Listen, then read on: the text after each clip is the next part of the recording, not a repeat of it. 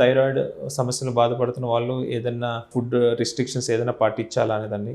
కానీ ఒకప్పుడు మనకి అయోడిన్ అనేది మన ఫుడ్‌లో లేకపోవటం వల్ల అయోడిన్ డెఫిషియన్సీ వల్ల వచ్చే థైరాయిడ్ సమస్యలు ఎక్కువగా ఉండాయి. ఇప్పుడు తరచూ మనకి మన ఫుడ్‌లో, మన సాల్ట్‌లో అయోడిన్ అనేది సప్లిమెంట్ అవ్వటం వల్ల అయోడిన్ డెఫిషియన్సీ వల్ల వచ్చే థైరాయిడ్ సమస్యలు తక్కువగా చూస్తున్నాం. సో, మనం అందువల్ల మనం థైరాయిడ్ సమస్యలతో బాధపడుతున్న వాళ్ళకి ఎవరికైనా ప్రత్యేక ఆహారం అవాయిడ్ చేయాలని అంటూ ఏమీ లేదు.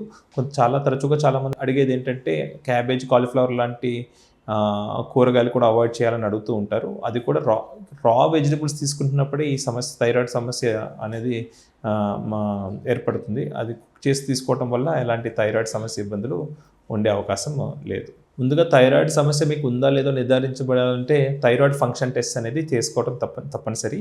అది రక్త పరీక్ష అండి. దీంట్లో ముఖ్యంగా 3 హార్మోన్లు టెస్ట్ చేయబడతాయి.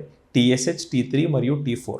ఎవరెవరు హైపోథైరాయిడిజంతో బాధపడుతున్నారో వాళ్ళకి టీఎస్హెచ్ అనే హార్మోన్ లెవెల్స్ ఎక్కువగా ఉండి T3 మరియు T4 లెవెల్స్ అనేది ఎయిదర్ నార్మల్ లేకపోతే బాగా తక్కువగా ఉండే అవకాశం ఉంటుంది. ఎవరెవరికి హైపర్ థైరాయిడిజం అనే సమస్యతో బాధపడుతున్నారో వాళ్ళకి టీఎస్హెచ్ లెవెల్స్ అనేది ఉన్నదాని అవసరం కన్నా తక్కువగా ఉండి T3 మరియు T4 లెవెల్స్ అనేది ఎక్కువగా ఉండే అవకాశం ఉంటాయి. దీనివల్ల మనకి హైపోథైరాయిడిజం లేదా హైపర్ థైరాయిడిజం అని నిర్ధారించే అవకాశం ఎక్కువగా ఉంటుంది.